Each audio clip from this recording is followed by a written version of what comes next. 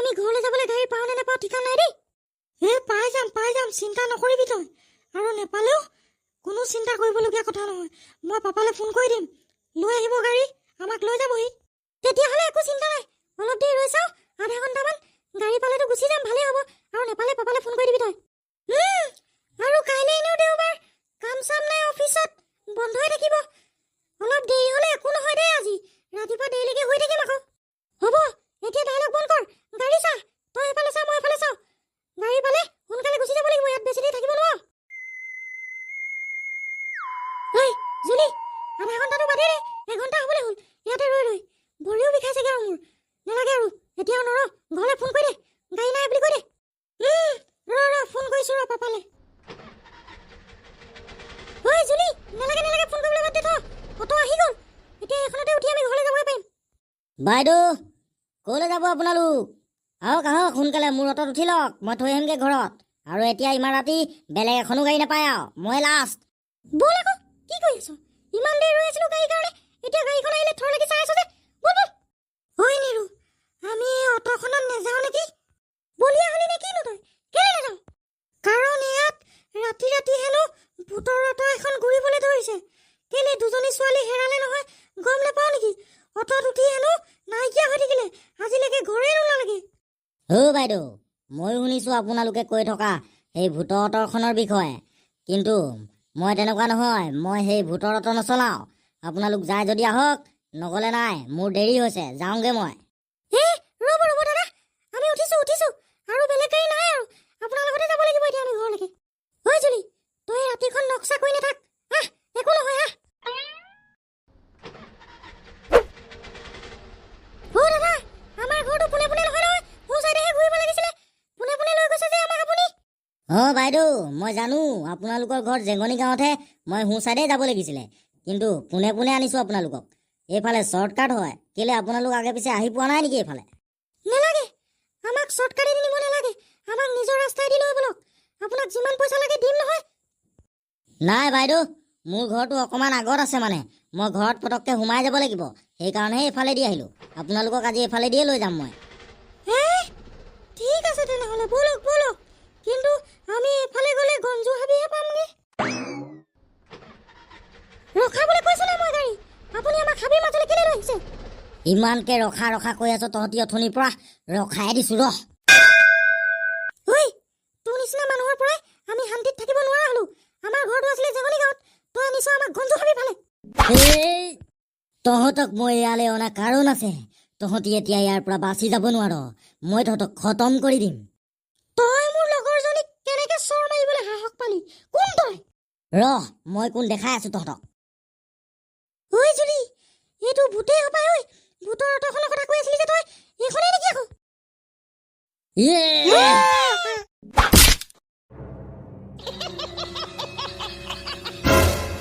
ময়েই হয় সেইখন ভূতৰ অট চলোৱা ড্ৰাইভাৰ।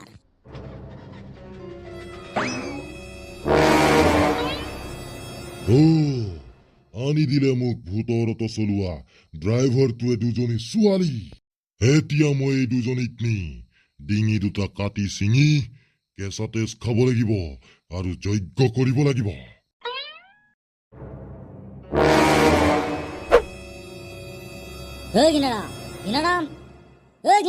উঠচোন, উঠ, হুলিয়া নেকি? উঠ। ধন্দুদাগৰু, কি হ'ব এতিয়া? ঘিনাৰাম উঠিব জানো? কি কৰিম এতিয়া? হয়, ছোৱালীজনী এতিয়া বিচাৰি ক'ত পামগে মই? উঠিব। ঐ ঘিনাৰাম, ধন্দুদাগৰু আৰু টংক মাষ্টৰ, কি হ'লনো তহঁতৰ? এতিয়া ৰাতি 2টা বাজিলে, ইমান ৰাতিনো মানুহৰ ঘৰলৈ মানুহ মাতিবলৈ আহেনে? আৰে ঘিনাৰাম, টংক মাষ্টৰৰ জীয়েকজনী হেনো ঘূৰি নাহিলে আজি ঘৰলৈ, তাইৰ লগত আৰু এজনী আছিলে, এজনীও পোৱাহি নাই ঘৰ, হাবাথুৰি খাই ফুৰিছে, সেইকাৰণেহে আমি তোৰ ওচৰলৈ আহিলোঁ। কি হ'ল ঐ টংক মাষ্টৰ, তোৰ ছোৱালীজনী আনদিনা আহে নাই সোনকালে? মোৰ ছোৱালীজনী আৰু তাইৰ লগৰ এজনী নিৰু অফিচত কেলে কাম নকৰে জানো? আজি ৰাতি অলপ দেৰি হ'ব বুলি মোলৈ ফোন কৰিছিলে, আৰু আজি গাড়ী নেপাবও পাৰোঁ তেনেকৈও বুলি কৈছিলে। মই তেতিয়া ক'লোঁ যে দেৰি হ'লে গাড়ী নেপালে মোলৈ ফোন কৰি দিবি, মই লৈ আহিমগৈ বুলি। আৰু তাৰ এঘণ্টামানৰ পিছত ফোন কৰিলে মোলৈ যে আহিব নালাগে তই, আমি গাড়ী পালোঁ, গাড়ীটো উঠিলে, কিন্তু এতিয়ালৈকে মানুহকেইজনী আহি ঘৰ নেপালেহি। কি কৰিম বাৰু এতিয়া ঘিনাৰাম মই? তেনেহ'লে নিশ্চয় তেহেঁতি কিবা বিপদতে পৰিলে, কাৰণ অটত উঠাৰ লগে লগে সিহঁতিতো ঘৰ আহিব লাগিছিলে। কেনেবাকৈ তেহেঁতক কোনোবাই কিডনেপ কৰা নাইতো। কিবা এটা সোনকালে কৰচোন ঘীণাৰাম, তহঁতি কৰি নিদিলে আৰু কোনে কৰিব? সোনকালে বলচোন, তাইক নহ'লে বিচাৰিকে যাওঁ আমি গোটেইখিনিয়ে। ঠিক আছে টংক মাষ্টৰ, ব'ল তেহেঁতক এতিয়া বিচাৰোঁগৈ, নহ'লে বহুত দেৰিও হৈ যাব পাৰে। ব'ল। ঐ চমৰ, এতিয়া জানো আমি গাড়ী পাম জানো? লাইন গাড়ী এতিয়াতো চাগে চব হ'লেগৈ আৰু ৰাতি 2টা বাজিবলৈ হ'ল। এতিয়া আৰু গাড়ী নেপাওঁ চাগে ঐ আমি। এতিয়া যিকোনো উপায় এটা উলিয়াই হ'লেও আমিতো যাবই লাগিব, কাৰণ তোৰ বাইদেউ এতিয়া চিভিলত আছেগৈ। যদি এতিয়া আমি যাব নোৱাৰোঁ, পিছত গৈনো কি কৰিম? তাকেহে এতিয়া কি কৰোঁ একো ভাবিয়ে পোৱা নাই নহয়। সোনকালে যাব লাগিছিলে চিভিললৈ, এনেই আহি পিনি ফচি ল'লোহি ঐ আমি ইয়াত পাৰ্টি কৰি। ঐ যদু, সেইফালে চা, বুঢ়া মানুহ এটা খোজকাঢ়ি খোজকাঢ়ি আহি আছে। ইমান ৰাতিখন আকৌ এই বুঢ়া মানুহটোৱে ৰাস্তাত কি কৰি আছে? মোৰ কথা বাদ দেচোন তহঁতি। মই বুঢ়া মানুহ, ৰাতি টোপনি নধৰিলে সোনকালে উঠি পিনি এনেই ৰাস্তাত খোজকাঢ়িবলৈ আহোঁ। পিছে তহঁতি কোন? ককা, আমি ইয়াৰ নহয়। ভালেই হ'ল এতিয়া আপোনাক লগ পালোঁ। আপোনালোকৰ ঘৰৰ ওচৰত কেনেবাকৈ গাড়ী থকা মানুহ আছে নেকি বাৰু? কিয়? কলৈ যাবি তহঁতি ইমান ৰাতিখন? ককা, আমাৰ ঘৰ যোৰহাটত। আমি আহিছিলোঁ কিবা কাম এটাত, কিন্তু ইয়াতে থাকিম বুলিয়ে ভাবিছিলোঁ। কিন্তু ইয়াৰ বায়েকৰ বেমাৰ ওলালে, চিভিলত আছে। এতিয়া আমি যাবই লাগে, সেইকাৰণেহে ওলাই আহিছোঁ। ককা, আপোনালোকৰ ওচৰত গাড়ী থকা মানুহ আছে যদি কৈ দিয়কচোন। যিমান পইচা লাগে আমি দি দিম। আমাক থৈ আহিবলৈ কওক যোৰহাটত। এইটো অঞ্চলত ৰাতি 10টা বজাৰ পিছত কোনো মানুহ এটাও নেদেখো ৰাস্তাত, কাৰণ 10টা বজাৰ পিছত এই ৰাস্তাত এখন ভূতৰ অট ঘূৰি ফুৰে। তহঁতি যিমান সোনকালে পাৰ ইয়াৰ পৰা আঁতৰি যা। এই ভূতৰ অটখন ঘূৰিয়ে ফুৰিছে চাগে। এইখন দেখিলেও কেতিয়াও সেইখনত নুঠিবি। সেইখনত উঠাৰ লগে লগে কিন্তু মৃত্যু নিশ্চিত।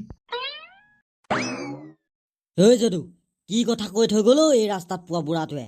সঁচা নিচিনা লাগিছেচোন ইয়াৰ কথাবোৰ। কি কৰিবি এতিয়া? ভূতলে ভয় কৰা মানুহ মই নহয়। যাবই লাগিব যিকোনো উপায়েৰে হ'লেও, কাৰণ হস্পিটেলত মোৰ বাইদেউ আছে। ল'ৰাহঁত, উঠ উঠ, দেৰি নকৰিবি। মই তহঁতক দেখিলোঁ, মোৰ ঘৰটো ওচৰতে। ভাবিলোঁ তহঁতি কেনিবা যাওঁ, সেইকাৰণে ঘপককৈ অটখন উলিয়াই আনিছোঁ তহঁতক লৈ যাবলৈ। উঠ উঠ, ইমান ৰাতি আৰু বেলেগ গাড়ী নাপাওঁ। দেখিলি এই বুঢ়া মানুহটোৱে কিমান মিছা কথা কৈ থৈ গ'ল আমাক অচিনাকি পায়। এই মানুহটো এইডোখৰে হয়। আমি ইয়াত ৰৈ থকা দেখিলে চাগে অটখন উলিয়াই আনিলে। এনেই মিছা মিছি ভূত চুত কৈ আছে। ব'ল যাওঁ ব'ল। মানুহবিলাকে ভূতৰ অট কৈ কৈ কাষ্টমাৰবোৰ ভাঙি দিছে। আজিকালি আমাৰ অটত মানুহে নুঠা হৈছে। ঠিক আছে, আপুনি এতিয়া সোনকালে আমাক যোৰহাটত থৈ আহিবগৈ পাৰিবনে? পাৰিম পাৰিম, মোৰ পইচাছেহে মতলব আছে। যোৰহাট কি গুৱাহাটীতো থৈ আহিম পইচা দিলে। হ'লনে? ব'লক ব'লক, যিমান পাৰে সিমান স্পীড চলাওক, উৰাই দিয়ক অট। দাদা, আমি আহোঁতে এইটো ৰাস্তাই দি অহা নাই নহয়। সেই সোঁ চাইডেদিহে যায় হপায়। আপুনি আমাক বেলেগ ৰাস্তাই লৈ গৈছে যে। নহয় তহঁতি সোনকালেহে পাবগৈ লাগে। মই পুৱাই আছোঁ নহয়। তহঁতি মোতকৈ বেছি জান নেকি? মই ইয়াত বছৰ বছৰ ধৰি অট চলাই আছোঁ। হ'ব হ'ব, আপুনি আকৌ আৰম্ভ কৰিব নালাগে। ব'লক সোনকালে ব'লক।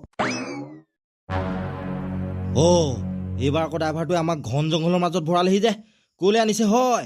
এইফালেতো যোৰহাট নাযায়। ড্ৰাইভাৰটো ক'ত গ'ল আকৌ? অটখনত থকা নাইকিয়া হৈ থাকিলে যে। গছত খুন্দিয়াব এতিয়া।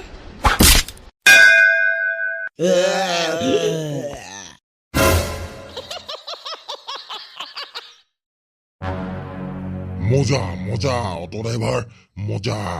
আৰু 2টা চিকাৰ। কিন্তু তান্ত্ৰিক, মইতো গথনি 2জনী ছোৱালী আৰু এতিয়া 2টা ল'ৰা দিছোৱেই। ডিঙি কাটি তেজ খাই লগে যা, কিন্তু মোকতো ডাঙৰ ভূত বনাই দে। বাছ, আৰু মাত্ৰ 3টা মানুহ দৰকাৰ আছে মোৰ। তাৰপিছত মই তোক বিৰাট শক্তিশালী এটা অটৰ ভূত বনাই দিম।